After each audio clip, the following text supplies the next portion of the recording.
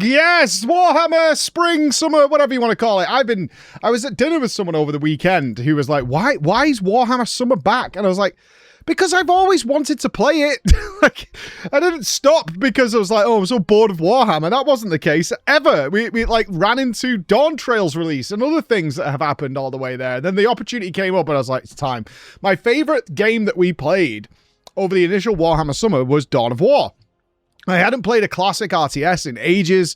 It was super fun. It was in the 40k universe. It was everything I wanted it to be, and I had a blast with it. Despite the graphics being from, like, I don't know, 1990-something or whenever it was. I can't remember. It was just great. It was so good. So, Dawn of War 2.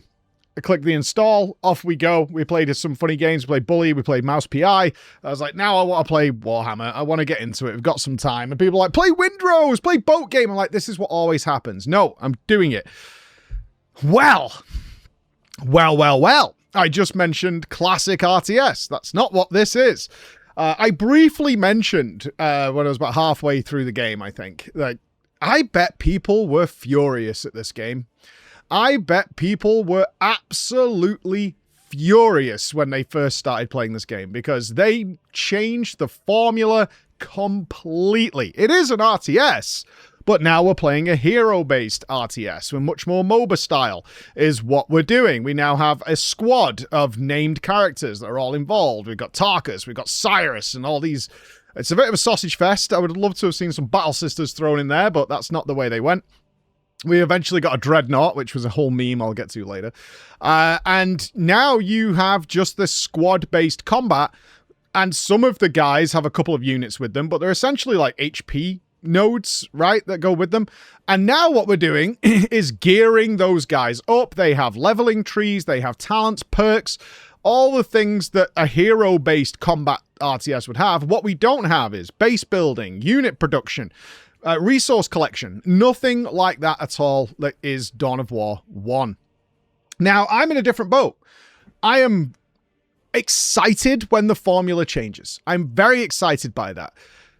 And when we started playing the first map, I was like, oh, this is not what I thought it was going to be. But I'm also an old man, so I'm like, let's see where it goes. And it went in a great direction. And I now understand that although there was probably a lot of very angry reaction to the launch of Dawn of War 2, is the people that played it were like, this is actually great, though. Like, it's not what I thought it was, and it's not Dawn of War 1's, sequel in that regard, but it's really good.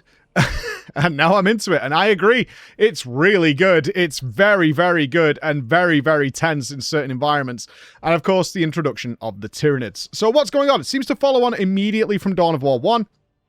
And at the end of Dawn of War 1, I will admit, I don't particularly remember the story of Dawn of War 1. I was in a whole Warhammer fiesta. I was learning all about the orcs and the necrons and all those kinds, and the eldars and all these kind of things. I was being flooded with 40k knowledge, and the exact specifics I don't remember, and chaos and all those elements of 40k. So I couldn't remember it specifically, but it didn't matter at all. Didn't matter. You could play Dawn of War 2 without having known anything about Dawn of War 1. They will occasionally reference something that happened, but it's not relevant. This is a gameplay first. I think that is a slight negative. Although I just said I can't really remember the story of Dawn of War 1 specifically, it's because I remember a ton of 40k stories. It was what got me into it. I have no interest in playing the tabletop. What I did love was the Grimdark. I love the Grimdark. I've liked that forever. I love Lovecraftian stories. I love all that stuff. So that's what drew me to 40k. The story here is serviceable, I guess, is what I would say. It's just a means to get you into the gameplay. And, alright, like, sure.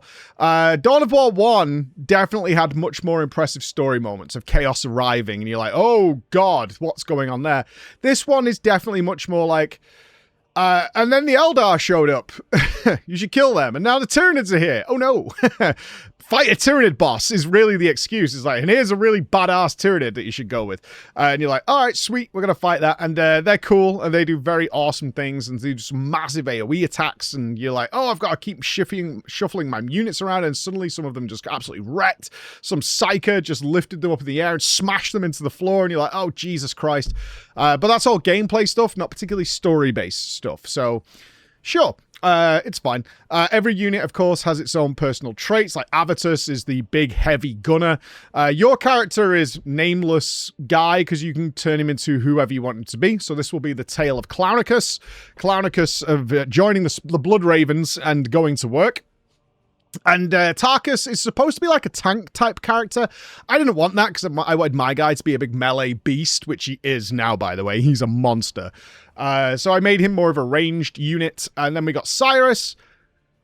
Cyrus is like the stealth infiltrator, scout, sniper type character. I'm never a big fan of those guys. I like a couple of strong units and then like a couple of ranged supports to be just shooting people down. So Avitus with big mega plasma weapons and missile launchers was the guy for that, and Tarkus filled the other role. There is another guy, and his name escapes me right now, which is really sad because he's actually my favorite other unit in the game. He begins with A, I'm sure it's like Amadeus or something. But they're the ones that came with jump jetpacks to dive into the orcs and dive into the Tyranids and blow them all away. And as soon as I unlocked that ability, I was so happy. I was like, oh my god, that's so good.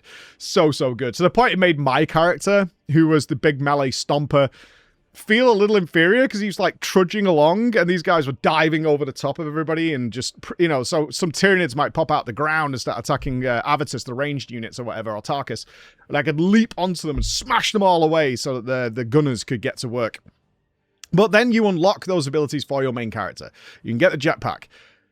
One of the things I saw was that I could upgrade my character to have Terminator armor. And I was like, well, we need Terminator armor. Duh.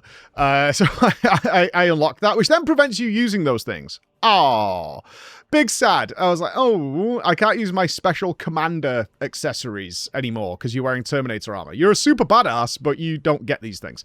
I was like, oh, that's kind of sad. Until later on, I actually unlocked just teleport. 2 thumbs up. My guy just appears, like this monster of death just appears. And I gave him, I got a shield with a giant storm hammer. He has all the traits I unlocked is that if he charges into battle, he's like invulnerable for a while. He can't really be knocked down anymore. So he just bolts into monstrously giant Tyranid armor or to tanks, orc, vehicles. And he just boshes them out of the way and he's just crushing them. I think he does like 5x the damage of everybody else. Like, he's so good. I love my character now. He's like an absolute war hero. One of the units I was missing, though, is coming back to it, is the dreadnought. So we should talk about how the story develops. I wasn't clear on this. Again, I was totally like, whoa, what is this? It's like a hero-based thing. So I was just taking the missions as presented, and you have 3 planetary systems that you fly around to. Because the Tyranid swarm... the story is basically the Eldars are like warning you something really bad is coming, but you're just killing everything because, you know, Xenos, dude. Die. And then... it becomes very apparent that it's the Tyranid swarm is in the skies, and Cyrus has had experience with the Tyranids, and he's like, this is really, really bad. And it's kind of funny how even you visit a Forge world, and you're dealing with their, like, bureaucrat, and she's like, I mean, you guys are here now, like, the Space Marines are here. Like, whatever, just kill them all, it's fine. And then suddenly the Tyranids arrive, and they're like, oh god, we're dead. We're so doomed. Please, for the love of God, help us. Which is very cute. It's very, very cute. The smugness and the arrogance just gets wiped out of them in one mission. They're like, oh my god, everybody's covered in acid and we're all dying. Please help us, for the love of God. I was like, oh yeah, that's fun. That's exactly how this would probably go down. You know, you're all confident and, you know, the Space Marines are here and they're going to kill everything. And it's like, oh, Jesus Christ. This is so bad. But the Tyranids are here. And that's really, really bad. And they're fighting. I love in RTS where there's no... everybody against you. So the Tyranids are fighting the Orcs. They're fighting the Eldar. They're fighting... the Tyranids are just eating everything. So in several fights where you're defending like Angel Gate on the Forge world is you'll just wander around the map and you're fighting things. They're fighting each other. It's just chaos, right? Which is what it's supposed to be. That was really fun. But what I kept picking up at this point... so the story branches. And basically, as far as I understand it, and I'm still not 100% on this. I haven't finished the game yet. Is that there's 3 stories that are playing out simultaneously, and you can play one of those all the way to its conclusion before you even bother with the other 2. I didn't do that. I just took whatever missions were presented to me, including some optional missions, which are thrown in for like experience and gear. They're very sort of static. I would say they're the weakest element of the gameplay. They're either defend the base, which is just defend some waves of enemies that are crashing down on you, or go and kill a particularly powerful war boss or a particularly powerful Tyrannid, a named Tyrannid. And it's this very small map. You'll work your way up to it and just fight the boss. And it's usually done 5-10 minutes, something like that. So I didn't do that. What I kept picking up, though, as I approached like level 17 and stuff like that, which I think is late game. I think I'm very close to finishing the game, actually, was dreadnought armor. I didn't have a dreadnought, which was really irritating me for a good few hours. I didn't have a dreadnought. I was like, I got level 9 dreadnought armor. I just said I'm level 17, and the levels don't exactly come thick and fast. And then I got like level 14, level 16. I'm like, why do I have all this dreadnought armor? And I've never found a dreadnought. And people were laughing at me, and it became, my feeling was, because part of the maps have optional objectives within them, which is to pick up like shrines and forges. And this allows you to have things like artillery and turret drops, like extra utility on the maps as you get stronger and stronger and capture more of these like objectives. You can only capture one per map, and then it'll lock you out of getting the other one. So only when you go back to that area can you capture the second one, and you might not get that chance either. So I genuinely thought I must have missed getting the dreadnought in like one of the earliest missions when I was kind of unaware of this system. Or perhaps I missed, the optional missions have like a duration. They're only available for a certain amount of days or whatever. Is I must have missed an optional objective, because some of the optional objectives appear on different planets. So you might be working on one system and an optional objective popped up on another system and you were working over here, so you missed it. But then I was arguing with my audience and I'm going, there's no way in hell there's a dreadnought in this game, and you have one opportunity to get it, and if you don't get it, then you're just screwed, and you're just going to keep picking up armor and missile batteries and all sorts of things for the dreadnought, and you could just never use it. I was like, that cannot be the case, and nobody would tell me the answer, right? You got all these people who were like, ha ha ha ha, he doesn't know. Well, as it turns out, you can do the orc path. So there's like the orc story, there's the Eldar story, and the Tyrannid story. So the Tyrannids, you need to eventually attack the hive ship. That's what I'm working on right now. The orcs, you need to destroy their war bosses, so they're fractured and going to be less of a threat. And the Eldar, you're working through them because, you know, Xenos die. Horrible people that are disrupting the warp and all kinds of stuff. Now, I even finished, I think, the orc story. I completely finished it. And it's like, the orcs are now no longer a threat. So I'm like, we're at the end of the game. I still don't have this dreadnought thing. So annoying. I was like, I kind of want to replay at this point to find where the dreadnought is. I was like, if we get to the end of the game and I don't have the dreadnought, we're going back to see, because it must be really early game to get this dreadnought. Or I was reading through tooltips and things, and I was like, maybe we get upgraded and whatever. And it turns out it was one of the earliest stories of the Eldar, actually. One of the, it might have been the Tyranids. It was actually on mission 1 of the main story campaign for their pathway that I had done the first couple of, and that was great.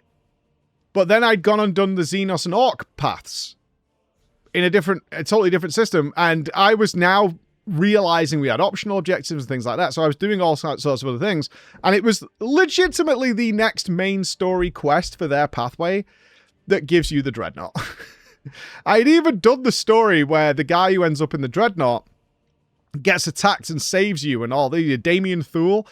Damien sacrifices himself essentially to save you. He like drops in heroically and like fights off all the monsters and then gets brutally injured. And I was like, oh, no way, dude. And then we went off and did a different path. I came back, and I do think I'm like 1 or 2 missions away from finishing the game. And then he arrives again. Now he's in a dreadnought. He's just a brain in a jar, essentially, in a dreadnought. And I was like, now we have the dreadnought. And it's really cool. It like stomps around. It's got flamers. It's like burning everything. It monsters one of the bosses. But at the same time, I don't really want it now. My team's awesome. I love my team. I've got connection with my team. I hate Cyrus. Cyrus is full bin. I've benched him forever. People are like, Cyrus is like the most powerful character in the game. You give him like a hyper shot or whatever, and he like one-shots bosses. I'm like, I don't care. He sucks. I don't like stealth people. He can bugger off. I don't like infiltrating. I'm not going to use that ability, so whatever. And I've got my boys, you know, I've got Clownicus up front, I've got Tarkus at the back with range support, I've got Avitus just bombarding the area with massive missiles, and other guy that I can't remember his name, Abaddon, however, who's also joining me in melee with us all teleporting and leaping around and crashing into the enemies. So I really like my team. So I've now got the dreadnought, which led to the other meme of like moans about dreadnought for like 5 hours, gets it, doesn't use it. Classic Mike. Yeah, it's too late. If I got it early game, maybe I would have used it. But very fun. Very, very fun to have those units come in there. Overall, stellar game. Really fun. Soundtrack, I think it's worth mentioning the soundtrack here. Really just one of the best in the 40k games I've played so far. Like, so good. It's up there with Mechanicus. Like, Mechanicus, I enjoyed the gameplay of Mechanicus, but at the same time, the gameplay was very slow for a streaming perspective. Very, very slow, and it didn't have the investment, I don't think, like XCOM does, where you can have that slow gameplay and it's fun and tense. So I didn't finish Mechanicus, but the soundtrack was phenomenal. This one is so, so good. Like, even though it's very, very old, I think this came out in 2004. It was the WoW launch. The sound adjustment is difficult. Not a problem if you're playing single player, but obviously from a stream point of view, that was kind of a pain. So I turned the music all the way down, but the soundtrack just goes hard and like turns itself back up, which is great. I haven't finished it yet, so I'll do a final conclusion on it, and we might do the DLC. There's a Chaos DLC, which we might look at as well. I don't know. There's a lot of FF14 stuff going on right now, which is kind of important, at least in my eyes as an MMO nerd. So we'll look at that as well. But Dawn of War 2, it's good, man. It's really good. I'll see you again. Bye, guys.